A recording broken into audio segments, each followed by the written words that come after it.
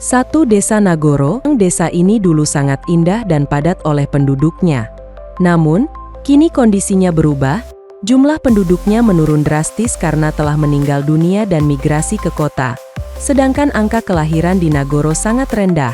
Sebenarnya tidak hanya di Nagoro, hampir seluruh wilayah di Jepang selama beberapa tahun terakhir ini memang memiliki angka kelahiran yang rendah. Akhirnya Tsukimi Ayano dibantu warga desa lainnya berinisiatif membuat banyak boneka untuk menggantikan para tetangga yang telah meninggal dunia maupun yang telah migrasi ke kota. Boneka-boneka tersebut juga banyak yang diletakkan di pagar, pohon, halte, taman, toko dan lain-lain. Tujuannya agar desa ini menjadi seperti ramai kembali.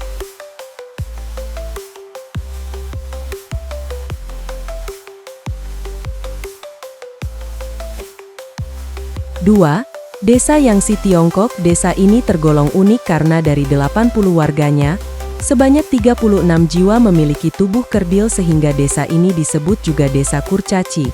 Menurut para tetua desa, dulu desa Yangshi pernah diserang oleh wabah misterius yang mengakibatkan pertumbuhan anak berusia 5-7 tahun terganggu. Akibatnya mereka hanya bisa tumbuh setinggi 60 hingga 90 cm saja. Namun, ada pula warga desa yang meyakini bahwa mereka terkena kutukan dari para leluhur. Banyak teori yang berpendapat tentang penyebab kekerdilan penduduk desa Yangshi, di antaranya karena pengaruh gas beracun saat penjajahan Jepang dan adanya kandungan merkuri di dalam tanah. Namun, hingga kini para ilmuwan masih melakukan penelitian dan belum dapat diketahui penyebabnya secara pasti. 3. Desa Nova do Cordeiro di Brazil. Desa ini berada di perbukitan dekat Belo Vale, di negara bagian Minas Gerais. Desa ini dulunya didirikan oleh Maria Senhorinha, seorang perempuan yang dicap sebagai pezina, pada tahun 1891. Ia lari ke sebuah desa yang punya aturan ketat bagi perempuan karena dipimpin oleh pendeta.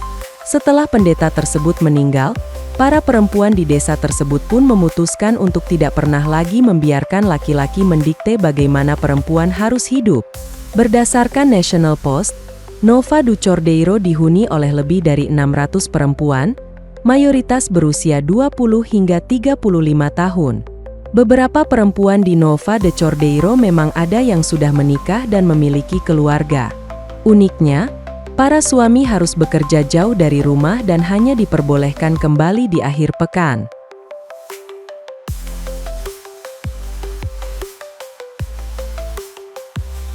4. Penduduk berjalan merangkak di desa Ulas, Turki.